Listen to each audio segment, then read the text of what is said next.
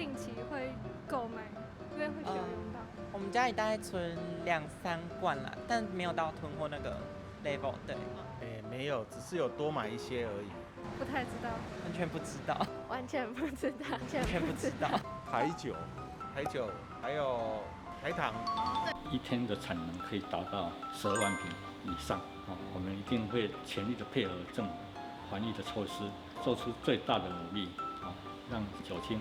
在市场上供应无缺。觉得会，因为这样就是比较多。我是觉得应该有差吧，因为像医院那边要用的话，可能消耗量会更大。会量会比较多，比较可能不会造成恐慌。我觉得这样子会增加大家足够的用量，这样会比较好。掌握市政3分钟，台南进步向前冲。欢迎收看《市政3分钟》，我是李怡婷。我们现在在进到任何场所之前，不但要被量额温，还要被用酒精在手上喷一下进行消毒。但你知道这样75% 浓度的酒精，目前国内仅有台糖及台酒2家公营企业生产制造。台南市政府超前部署，于4月1日取得财政部公函，同意这样75% 浓度的酒精比照防疫物资，可以由民营酒厂生产制造，而且免征烈酒税。台南市政府也成功协调了境内3家民营酒厂加入酒精国家队的行列，确保酒精供应无虞，避免民众恐慌。我们来听听韦哲市长怎么说吧。各位市民朋友们，大家好，我是市长黄伟哲。防疫视同作战，随着疫情的逐渐升高，这场战争也慢慢变成了总体战。我们鼓励全国的民众一起来投入防疫战争。其中除了口罩之外，75%的酒精也是重要的防疫物资。台南总共有15家民营酒厂可以生产酒精，但是对于民营酒厂来说，做一罐酒价值几千块，做一罐酒精只有几十块，而且呢，制造75%的酒精还要课征高额的烈酒税，所以民营酒厂生产酒精的意愿相对的低。但是呢，我们从春节过后就开始跟财政部跟经济部来一起会商，希望能对于生产酒精的民营酒厂免征烈酒税，一直到4月1号。同意函终于下来了。现在国家的龙田酒厂每天生产12万瓶75%的300ml的酒精。民营酒厂加入酒精国家队之后呢，天前制药一天可以生产1万瓶500ml的75%酒精，而全九荣酒厂和昆展酒厂一天总共可以生产10万瓶的350ml的75%酒精。这些都是大家努力的成果，希望大家一起来努力防疫。接下来请收看中嘉新闻。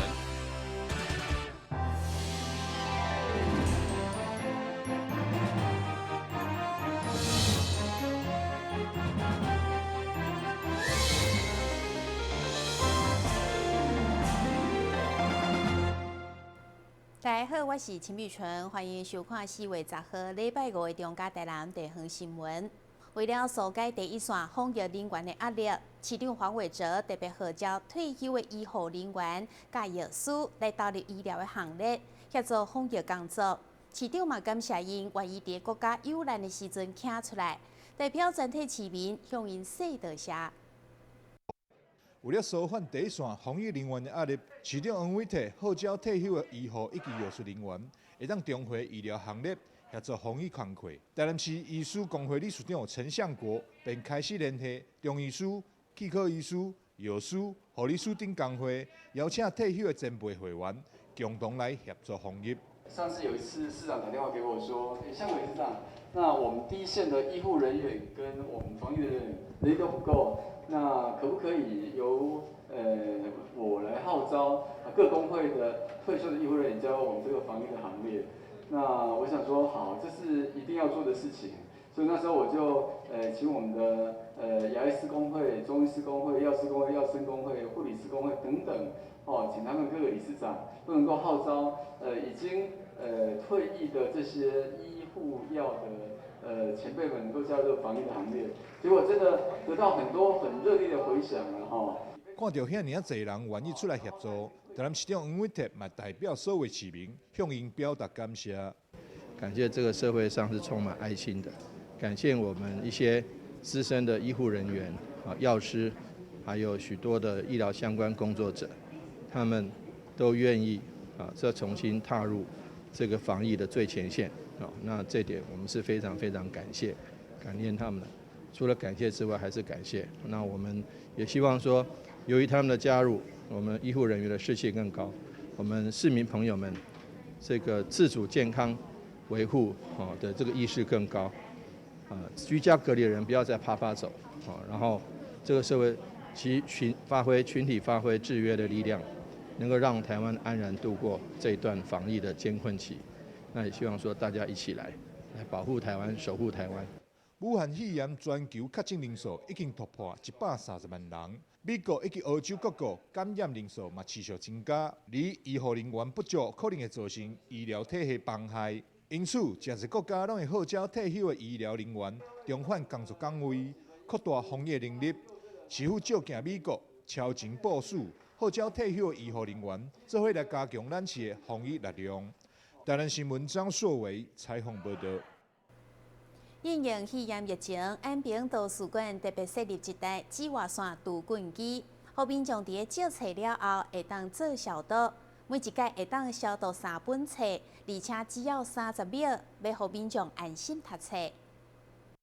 现在因为武汉肺炎的疫情持续来扩大，互侪民众拢无愿意到公共场所。但根据台南市立图书馆的调查，现在虽然教馆内的人数有减少，但借阅率有非常明显的增加。对此，为了提供来借册的民众安心，台南安平图书馆也特别设立了一台紫外线除菌机。民众借册了后，会使用自助式的方式来进行消毒。一天会使消毒3本册，只需要30秒就会使将册子的内面到外口拢整理清气，让民众安心来阅读。很感谢我们南市图特别捐赠我们这一台杀菌机，也是为了因应这次疫情的严重性让我们读者可以拿书来杀菌，安心的带回家阅读。因为以前就有读者在反映说，就是我们是不是可以购置一台杀菌机？还好这次真的有获得一台，让读者能用得安心，阅读更安心。因为使用的方法非常的简单，有家长亲自使用了后，也感觉非常的好用。让小朋友伫外头的时阵更加安心。咳嗽啦，然后万一打喷嚏啦，或是吃东西沾到都会。小孩子比较不会去注意这些，杀菌一下就会比较 OK， 因为毕竟有做都会成那个保护啊。安平图书馆为了提供民众安心阅读的环境，也加强了相关的防疫措施。区长赖清柱嘛呼吁民众爱做好自我的防护，并配合政府的防疫措施，才会使有效来防止疫情来扩大。但新闻广播以采访报道。根据大数据发现，伫重要的交叉路口，机车族无依照规定两段式的倒转是车祸的主要原因。议员交通界服务处配合派出所，伫路口进行为期1礼拜的宣导，提醒民众4月13号开始，警察就会开单处地。伫汉路、临安路甲光丰南路的5车路口，根据大数据的分析发现，机车族时常的交通违规，以冲红灯、无依照规定两段式转弯，甲无伫安全无为主。其中，各以无两段式转弯作为主要事故原因。对此，议员交通界率领执行长童小云等干部，在1礼拜来配合莅临派出所，选定上下班的尖峰，伫路口宣导。好民众安全第一，嘛提醒13号开始，警察就开始开单。对啊，这个都市上的路口呢，常在发生咱的无两段式的左转，来发生的交通事故。交通事故呢频繁，所以呢这回较来宣导，8月开始呢，警察就会开始正式甲你开单。你若无两段式呢，一摆呢就要罚900块。所以为着咱的安全，咱必须伫遮呢做两段式的左转，两段式左转，两段式左转。无你等下过去，警察伫遐甲你压的，袂使。你爱伫临安路遐待转区待转拜托。这2礼拜来，就不断伫遮宣导，临安路、海岸路、光丰路口呢，这个都市上的路口号志，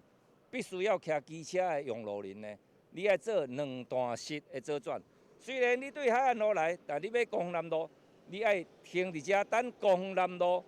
青灯的时阵，你较会使行，吼。所以呢，造成真侪机车的即个用路人，伊嘛懵懵渺渺。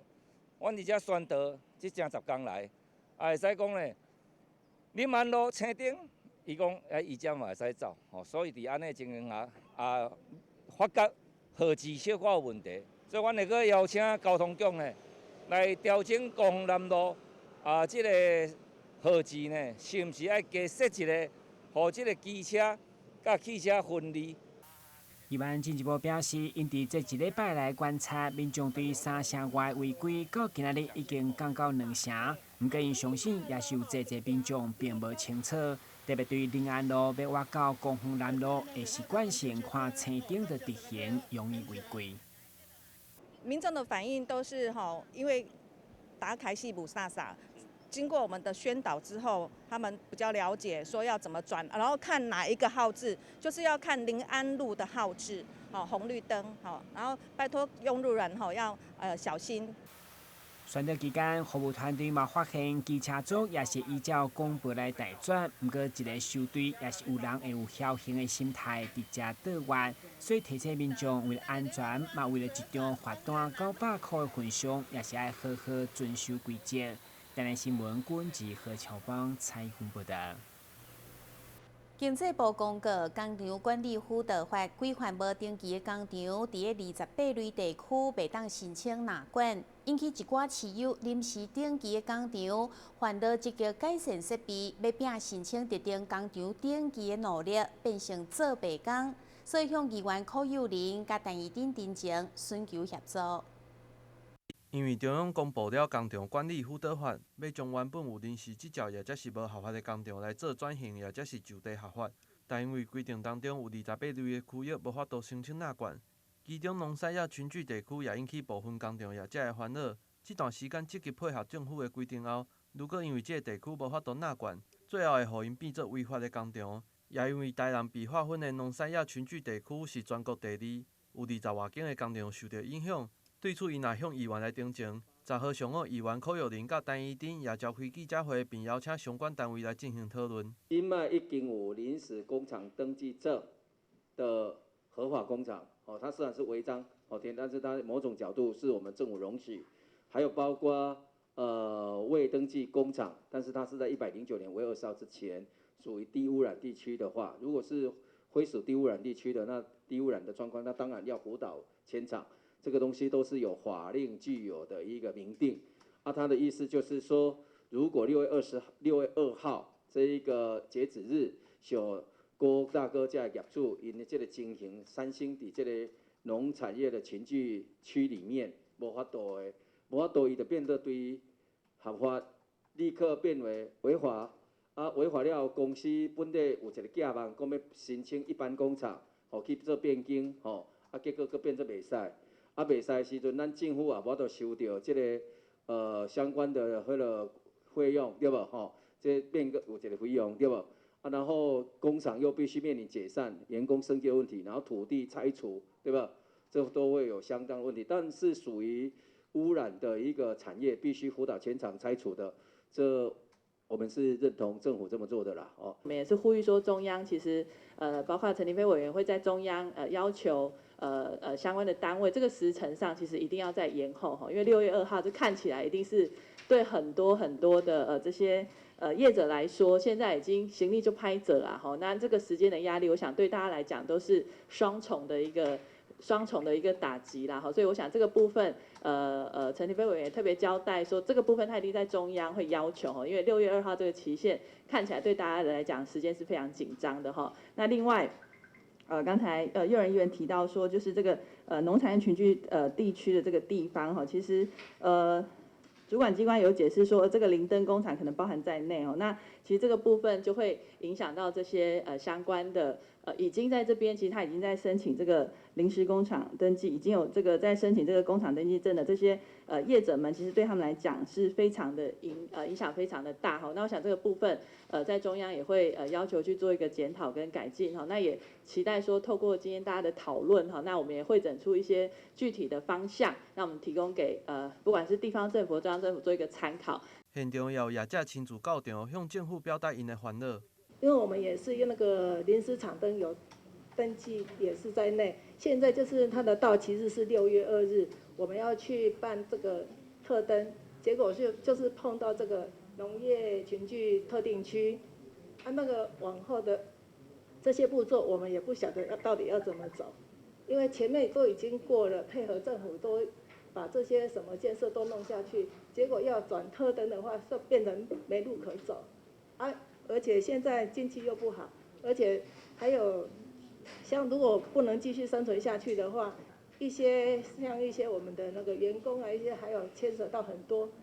希望这个台南市政府是不是会帮我们有一个办法帮我们解决一下这样。经发局回应表示，日前就接到类似的资讯，目前已经将地方的意见向中央来反映，后续也会因伊处理的做法，尽全力来帮助业者。但新闻郭博宇采访报道。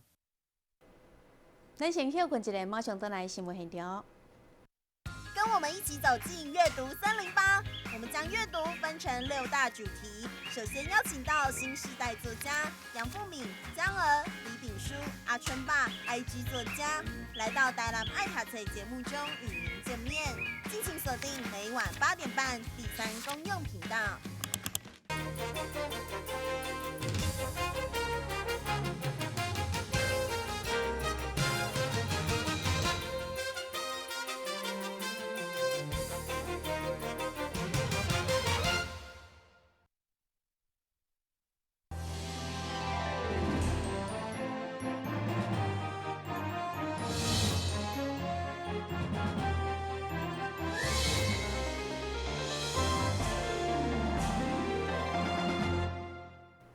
拥有100年手艺知名食品公司，伫台南的品牌形象店正式开幕。特别的是，店内第一摆推出，予消费者家己动手组装的礼盒。另外，佮设计有55支面对的装置艺术，象征传承手工的精神。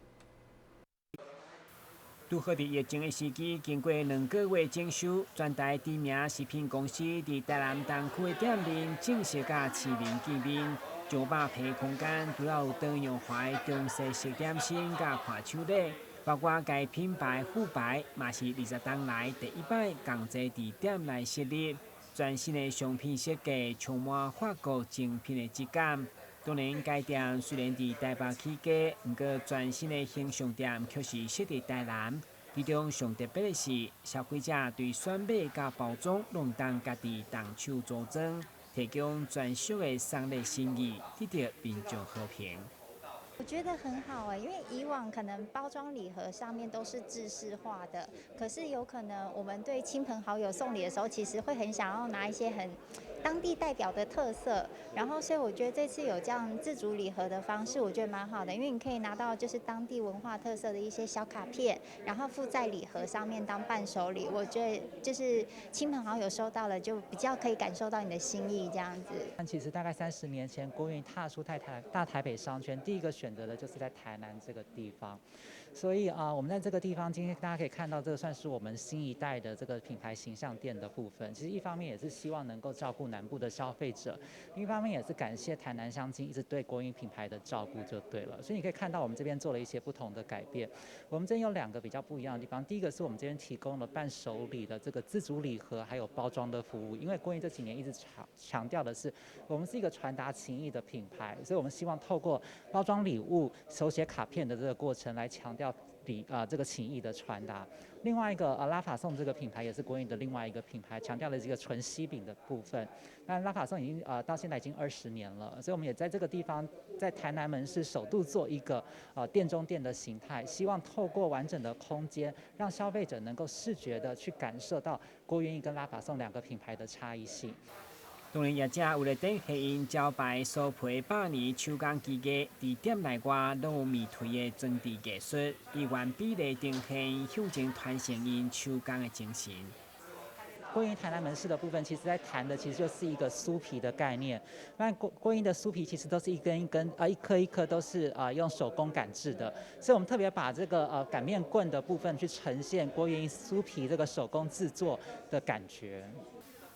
该食品目前全台总共有24个门市，台南算是销售表现拢稳定前3名，业者表示，虽然拄到疫情的冲击，不过依照原本的计划进行全新店面的开幕，嘛是要让民众全新体验的开始。台湾新闻军及何乔邦采访过的。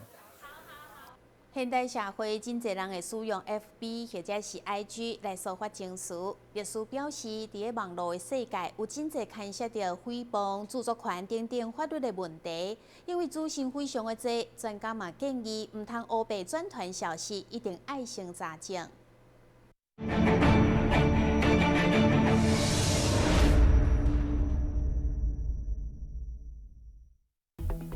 现在资讯社会，每一人每一天随时拢会接受各种媒体，透过新科技，嘛是人彼此联系、建立关系主要工具。但网络世界有真侪细节爱特别小心，有可能无意当中会侵犯别人，甚至敢若赞声会变成诽谤强犯。我们可能在 FB 上面会抛出自己的一个心情的抒发，或者是因为跟某人过节哈，那你可能会把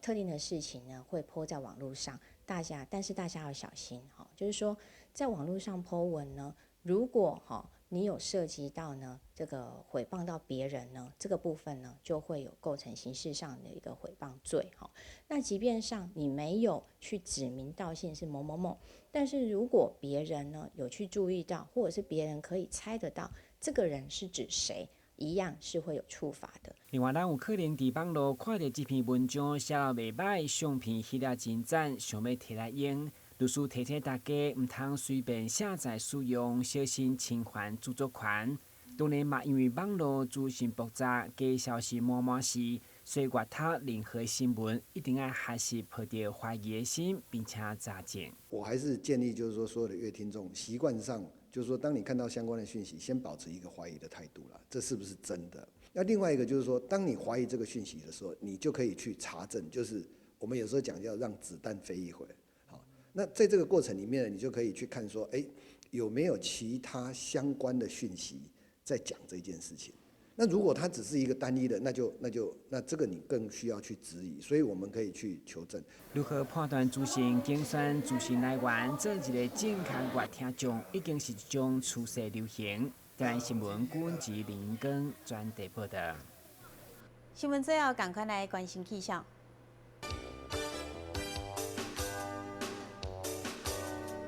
明仔载是好天，有时在分的天气，温度24度到27度，袂落雨，海面平均风力4级到5级，上大阵风是7级。感谢你收看4月10号的中嘉台南地方新闻，我是陈美纯，咱再会。